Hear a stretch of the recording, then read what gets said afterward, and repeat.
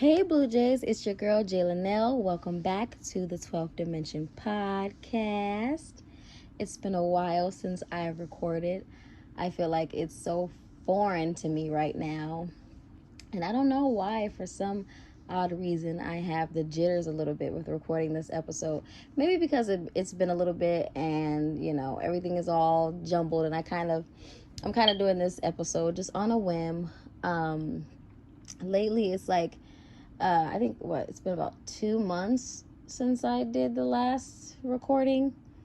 And lately, I've been struggling with finding the motivation to continue on, like with recording. I mean, I know I still want to do the podcast and everything, like that's not, in question, but it's just like finding the motivation and the time to do it and, just being ready to do it when I need to. And then not only that, this October has been kicking my butt because it is my mommy's birthday month. As I've told you guys, my mommy passed earlier this year on January 21st. So, I've kind of been going through different stages of grief, so to speak. And I don't know. I was doing pretty good up until her birthday. Well, her birthday month. Like, it was like October 1st.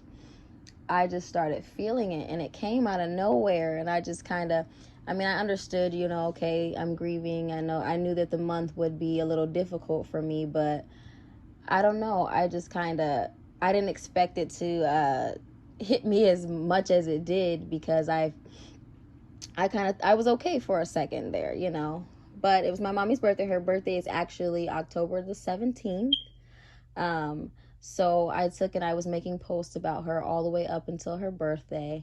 Just little memories and stuff like that I have of her. Like, she's been on my mind all month.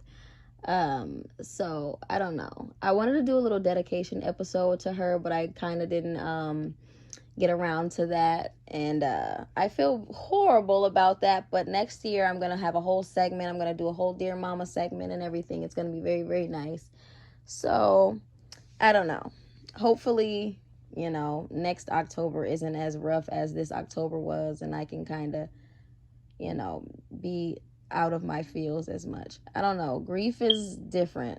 This shit's different for me.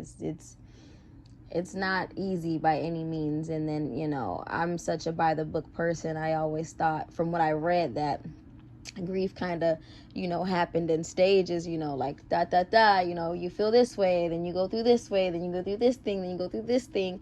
And it's like, that's kind of not how grief has been for me. Things have been like jumbled up. I've been going through the different stages of grief at different times, so there's that. But overall, I am happy. My mental health is, it's doing pretty good besides being upset. What is it? Today is October the 26th. So we only have a little bit of this month to go. So I'm fine. My head's pretty leveled and clear. I do notice too, though, like around my menstrual cycle, I do get a little bit more of the emotions too, and I know it's coming close to that time for myself. So that could definitely have a lot to do with the extra emotions. I mean, of course, I'm grieving as always. I'll always miss my mom and always be grieving. The emotions are always there. But it's like, when that menstrual comes and that time is there, you can't run from those emotions. You kind of got to feel those feels, and, it's really nothing you can really do about it, whether you want to distract yourself or whatever. But I'm fine, all in all. I'm good. I don't really have any Halloween plans. I might just take my kiddo to trunk or treats or something like that. I was going to dress up and get all cute and do something fancy, but again, I just didn't have time. It's like this month just like got away from me. So I'm not going to do the whole dress up thing. I bought kiddo a costume. So I'll probably put him on his little costume, take him to a little trunk or treats, come back, have some like candy, make some pumpkin seeds or something like that. I carved pumpkins for the first time, I want to say like a week and a half ago, I'd say. I carved pumpkins for the first time. I usually did it when I was a kid with my mother. I never did it as an adult, you know, and then even with my own child. So this was the first year I got a chance to do that, and I put the little candle in there, and we painted it, and it turned out really nice. So that might be something that I continue on to do for Halloween, just for, you know, kiddo. I know a lot of people, you know, associate Halloween with like the devil's holiday and stuff like that. And I really typically look at Halloween as like, you know, it's how you make it. If you choose to say it's the devil's day and you choose to do some old crazy stuff, that's on you. But if you choose to, you know, make it lighthearted and fun and stuff for the kids and about the kids and just enjoying candy and, you know, safely, then it can be, you know, a fun holiday. I don't think that, you know, it should be so daunting, because I saw a little post on Facebook and someone's like, I'm not celebrating Halloween. Halloween's done for me. It's the devil's holiday and blah, blah, blah. And of course, that's not the first time I've heard that. I've heard that, you know, all my life. Different people of the church, you know, even when I was a member of church and, you know, things like that. And to me, Halloween does not have to represent the devil or evil or any of that. But, you know, people are, you know, can do what they want to do, you know, celebrate how they want to celebrate, do their own life how they want to do it. But I just don't associate Halloween with evil, me personally. Though it could be, you know. But for my family, no, that's not what it is. It was always fun. I was getting candy, doing pumpkins. My mom made the best pumpkin seeds. And, you know, it always was a good time with us. This year I have been trying to watch a little bit of movies, little thriller movies, lately too. Just, you know, in the celebration of it. Nothing too crazy. I don't like, I watch thriller, I say, not horror movies. Horror movies are like, you know, with the entities and like spirits and ghosts and shit, and I just don't play like that. I don't play like that at all. I rather not. But I do like thrillers, like, you know, like the Michael Myers and the Jasons, and, you know, like, you know, they're getting chased by somebody, they're hiding in the house, you know, stuff like that, you know, where it's not too much on the spiritual, you know, aspect of it all. But I mean, I don't have much, you know, planned for the day other than some trunk or treating, like I said. You know, I'm ready for October to be over, in all honesty. I'm ready for it to be done so I can get out of the fields.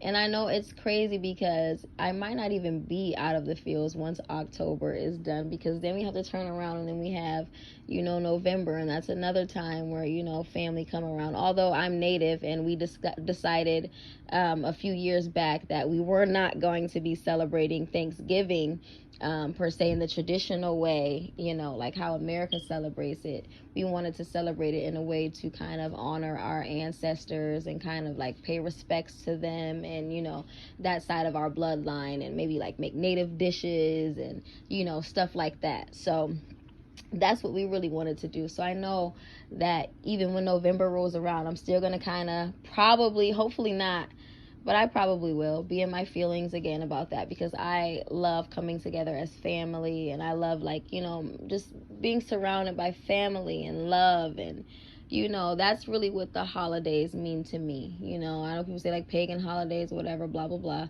The holidays to me has always been about family. I've always been a big family oriented person. And now that my mother is not here, it's surreal. It's so weird. It's uncomfortable. I don't like it. And it's like a big part of the family is missing. It's like an emptiness is there in a way. But even on her birthday, though, we bought her a cake. I put her poster out in the room because we were all over at my sister's house. We have a big blow-up poster of my mom. We listened to some music. I sang to her poster. You know, I just tried to connect with her spiritually, you know, and just be filled with memories and joy of her, as opposed to just being sad. Of course I cried, you know, my sisters and I, of course we're gonna cry. That's just what it is. But overall, it was a celebration of her. And, you know, I just want her spirit and her soul to see and, you know that we're okay. Though it does hurt, and it will hurt forever. There is no healing. People can say it gets better in time and all that.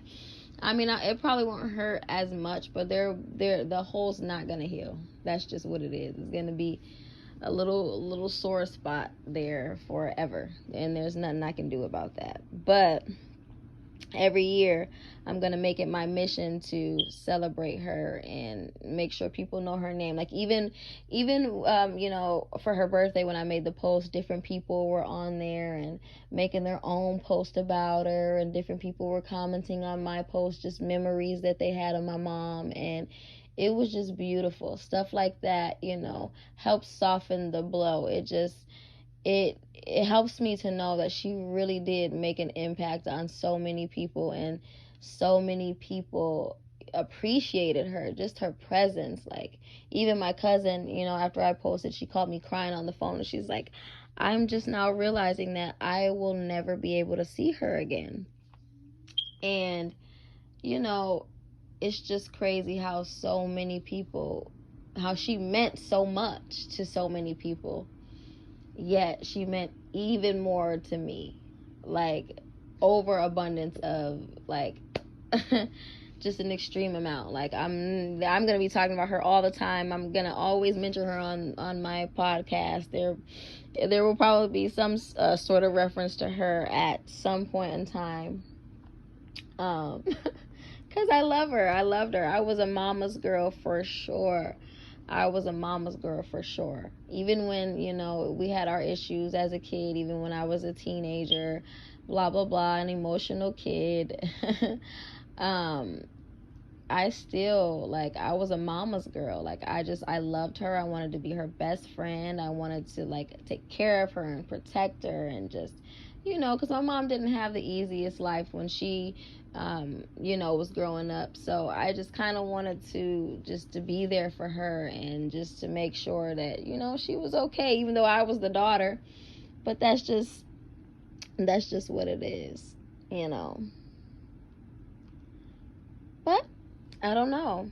Until I see her again, I guess I gotta ride out this lifetime and, make it work, make her proud in the best ways that I know how.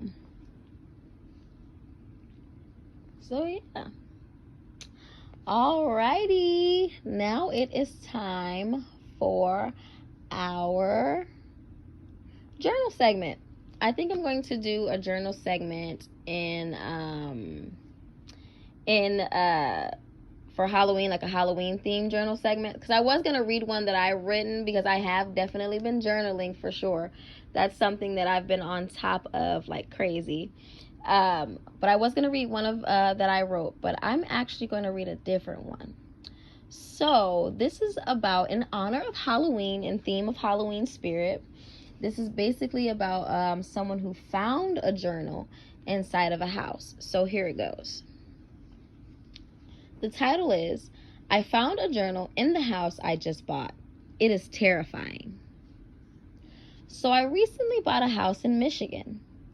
I won't disclose where it's at for privacy reasons, but it is smack dab in the middle of the mitten.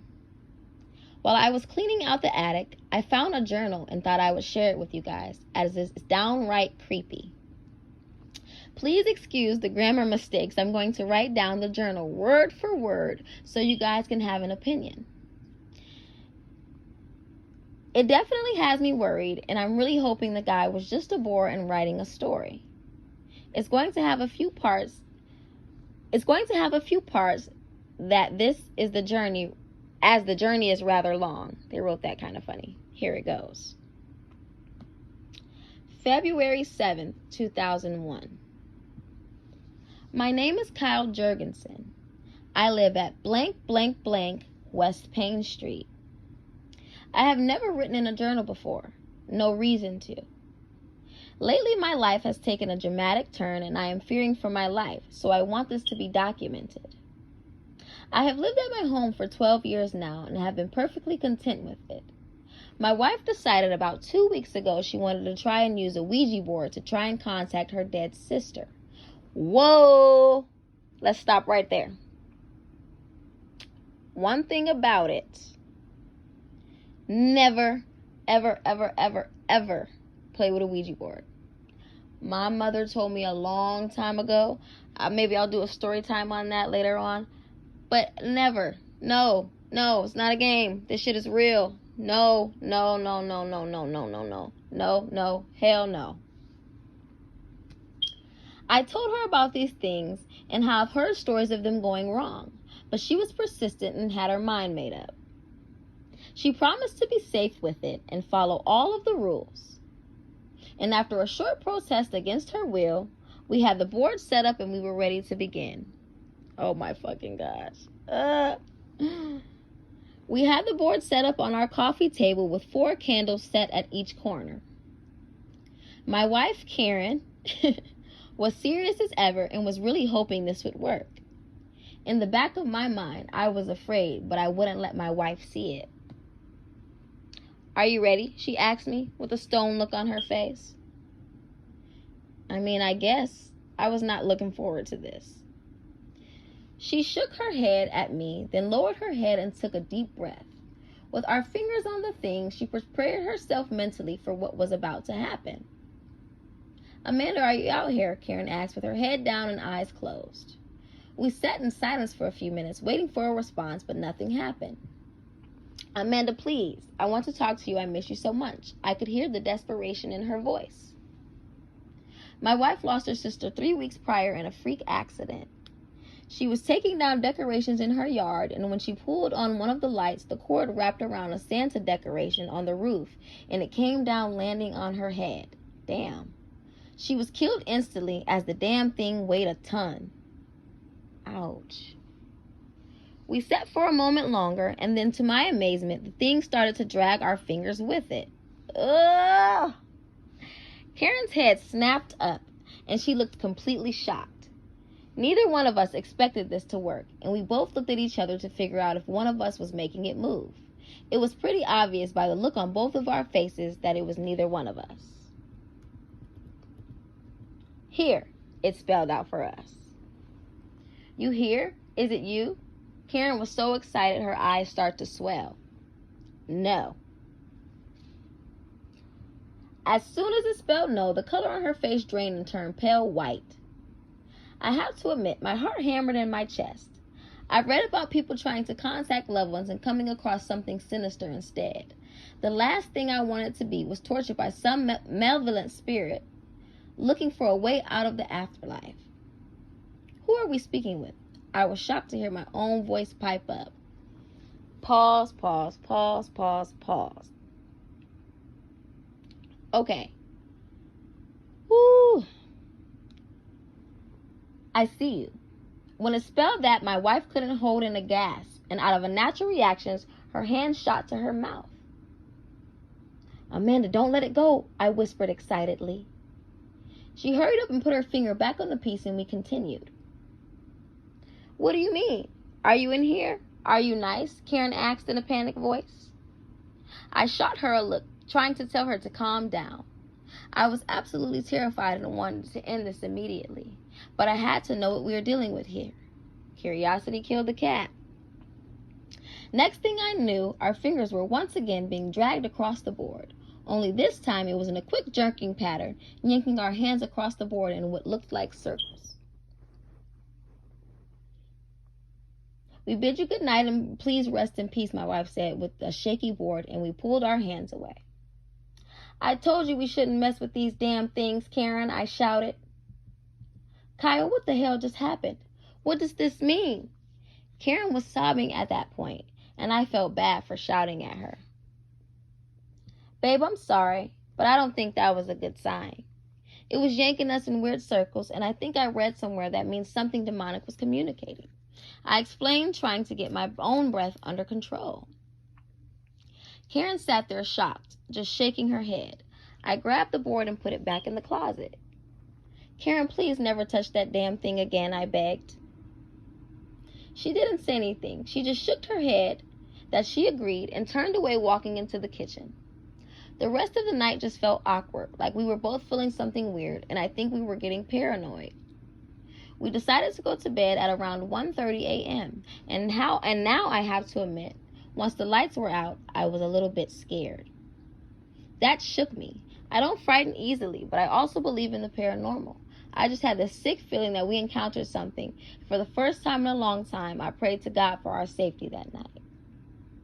Wow. So I'm not going to go full on because this is a pretty long journal entry. So they go on basically February 16th, 2001. He said, so in my last entry, when they used the Ouija board, I'm going to paraphrase here. He says they made contact with something. Basically, Karen started to have nightmares. She said there was a boy who followed her everywhere, and he had a huge, nasty grin on his face, and she could tell that something was inside of him. Oh my God, this is freaking creepy.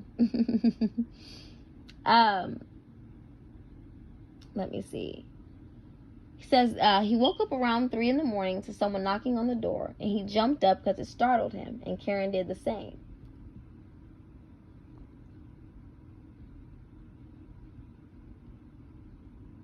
Oh my God. So another thing, the fact that it's 3 in the morning, because he said, someone is at the door. I looked at the clock at 3 in the fucking morning. We looked at each other and both of us knew something was off about this. We live in a quiet neighborhood where literally the only trouble we get in around here is kids playing pranks and Halloween.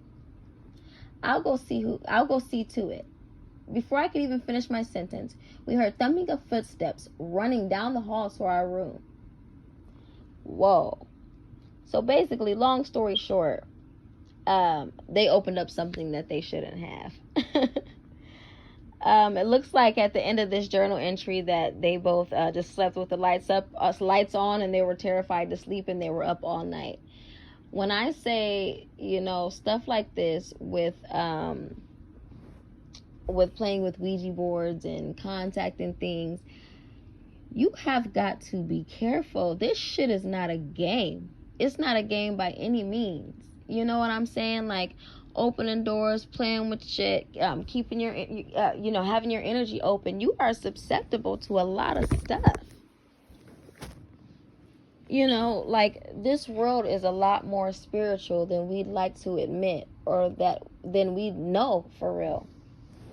I've been versed in this since I was a kid, though. I'm not gonna lie. Like, I used to see spirits and all of that and ghosts and stuff when I was a kid. I said I'll elaborate more about that, as the podcast goes on. But this shit is not a game. And I never played with no Ouija board. I just happened to be psychic and was gifted, certain gifts from our creator God, to have in my life. But overall, people, they go playing and messing with stuff and they don't know what they're doing.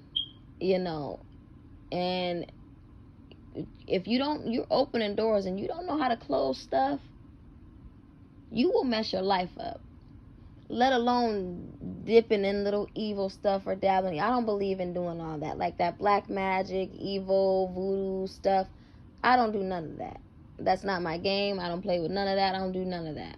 Not only is there karma, but you can really fuck yourself up. And not only yourself, your family, that's your mom, sisters, cousins, your children's bloodlines, generations on down the line. You can literally open something and let something in and be a conduit to some shit that you don't even know you're fucking with. You can't go messing around, man. You can't go messing around with stuff like this. And I remember when my mom said that she did it, she wanted to contact her mother, because her mother was died when my mother was 4. So, of course she had that yearning for a mother, and she played with one. And I remember when I was a very little girl, my mother looked me dead in my face, and my mother said, do not play with one of those boards. She said, I don't care what you do, don't play with one of those boards. To this day, I have never played with one. If I even see it anywhere, even like playing on a game, you can order it on Amazon, I think, or like eBay and shit like that. You can order, no, nope, no. And I'm going to tell my son the same.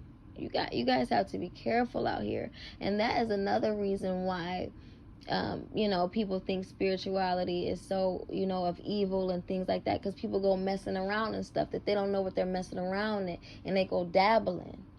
And then when some bad stuff happens or they open up some doors, then they're blaming spirituality. Well, no, you don't know what you're messing with. shit gets deep. Shit is real. It's deep. It's deeper than a lot of people think. It's deep, people take it, it's Halloween, let's play with a Ouija board. Oh, it's Halloween, let's do this and that. Stop playing. Stop playing. It's so serious, and I didn't have to play with a Ouija board to tell you that.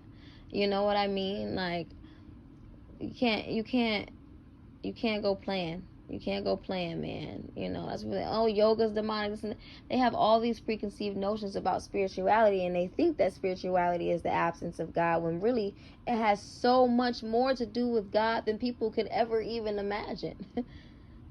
Just in a different way than Christianity. But that's a whole nother topic for a whole nother day. But point is, I get serious when I talk about the dabbling and stuff, because it gets real. It's really real out here.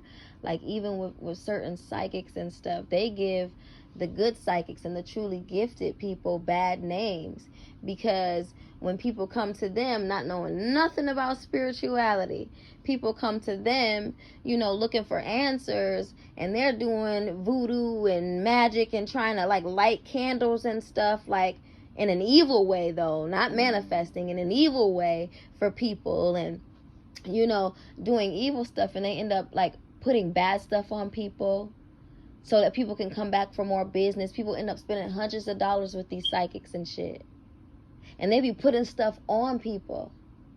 And then that's why they start to think that, psychics are demonic, or, evil, and, the messages that they receive are from evil. No, it's not that at all. Everything is of God.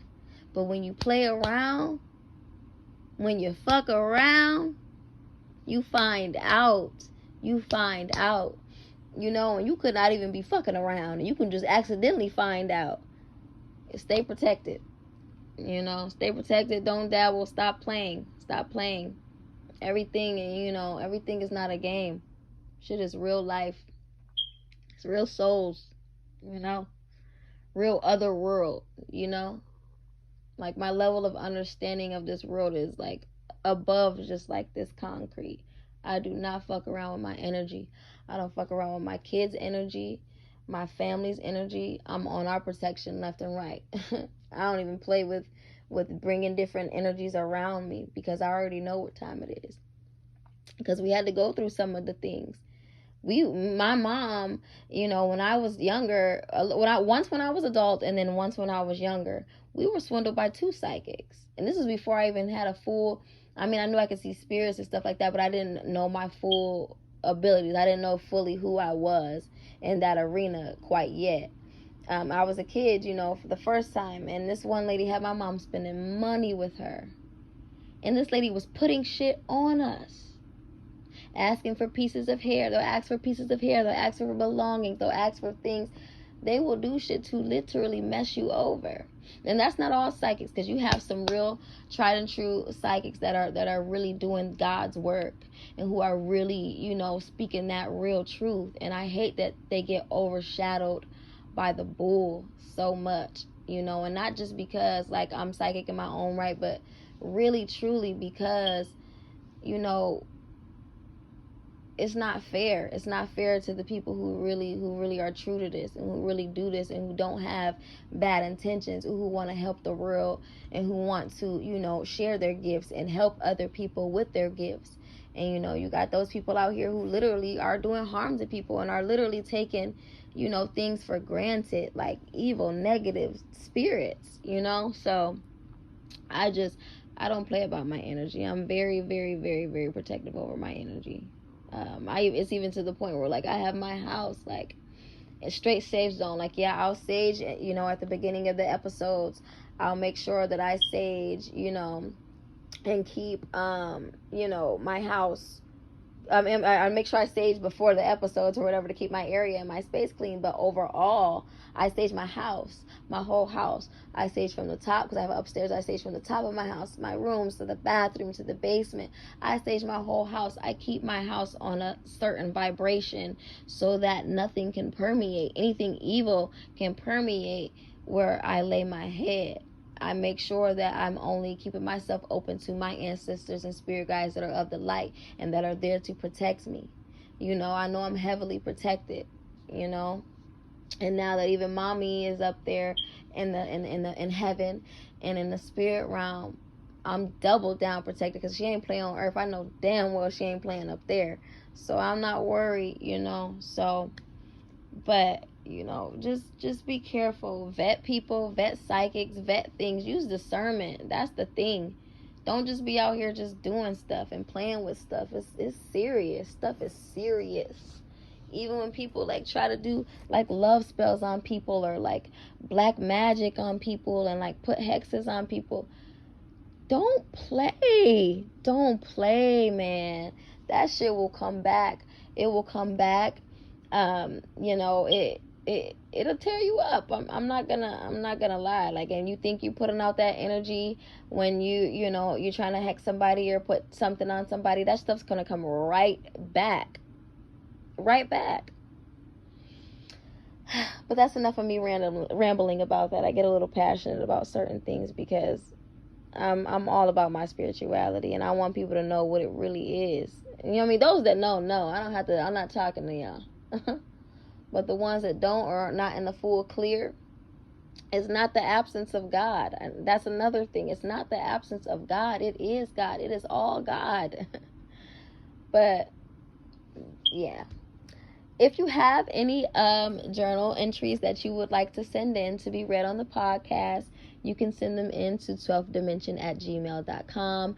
Make sure you put journal entry in the subject line so that I can put it into the correct category and have it read on the show. Now it's time for our supernatural segment.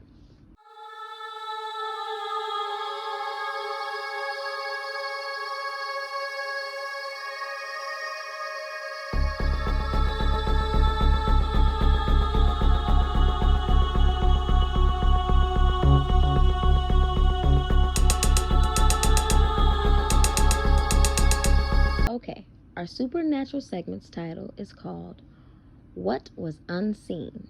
True Story. My family has always been big on Halloween. Our homes are decorated. We walk the streets when we were kids and host costume parties now that we're older. I've got lots of good memories of the night with my two older brothers, mother, and friends. But there's one particular story that we still frequently relate on Halloween via a family group message nowadays that was not as pleasant as others. A downright chilling experience that has forever embedded itself in our collective reflections. October 31st, 1991. I had turned 2 in June. Wow, he has a young memory. And was already in my own bedroom, which was a designated nursery beforehand. We lived in a suburb of Houston, Texas, that is today a curved row of houses, but back then was a densely forested area. There was a large window in my room that looked across the backyard and into the woods beyond. On this particular Halloween, the moon was in a waning crescent shape and projected just enough light to see by. I had a big plastic cut-out jack-o'-lantern hanging by a thumbtack on my wall. Thin traces of splintered moonlight draped onto its big grinning face. An eerie setting indeed for what is still my favorite night of the year. My mom, brothers, and I were all worn out after a lengthy candy excursion that went well after our usual bedtime. My two siblings had their own rooms, and my parents were watching Night of the Living Dead in the living room. I laid beneath the covers, taking in the sound of the swirling ceiling fan overhead, my drifting eyes looking toward my window. That's when I heard it. A faint scratching, like the pawing of a kitten on a glass door. Only we didn't have a kitten, and there certainly wasn't a glass door in my room. I stirred fully back to wake, wondering what that sound was. I listened carefully to the gentleness of the silence, the swirling of the ceiling fan, Barbara screamed from the living room television, a symphony horn bursting to life as she chased to her car by a horde of undead. Then it came again, a scratching sound, like fingernails at the base of my window now. I looked toward the window. Nothing there. Slithers of Halloween moonlight passing through treetops and rushing into my bedroom. It came again from something wholly unseen. A ghost? A murderer? This thing my brothers told me about called the boogeyman? Some other creature from the deep recesses of the forest? Scratching, scratching, trying to break in, trying to eat me, murder me, or zap me to planets unknown? Scratch, scratch, scratch. The invisible fingers of something that could only be lurking on the other side of my window. Finally, I couldn't restrain myself any longer. I screamed like a 2.5-year-old never had screamed before. My mother came charging in the room, bursting through the door like a firefighter. I cried out to her that there was something at my window and it was trying to get in. So she heard the scratching sound too. Alarmed, she turned on the light and raced toward the window. Nothing. No ghost, no murderer, no boogeyman. Not even a lizard or a moth. Not even a tree limb. But still, it scratched and scratched. My mom called for my dad, and by this time my brothers were rushing into my room too, with pop guns in their hands. My dad stepped inside, hearing the scratching sound as well.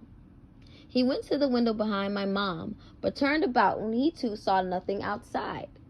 Yet it came again. Scratch, scratch, scratch.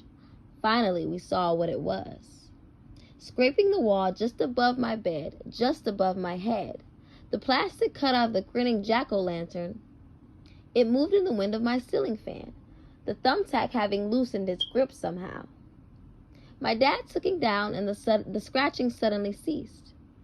What a fright it was, though on that Halloween night, my brother still enjoyed poking fun at me about it, although none of us are below the age of 30 anymore. So that was a little funny / a little quirky. I wanted to be a little lighthearted at the end for our supernatural segment, just so we're not thinking too crazy and getting too many energies going on around here. Anyways, if you have a supernatural story that you would like sent or that you would like read on the show, you can send it in to 12dimension@gmail.com. Make sure you put supernatural segment inside of the subject line so I can put it into the correct category. I thank you so much for listening to me ramble on, and I will see you guys on the next one. Thanks for tuning in. Bye.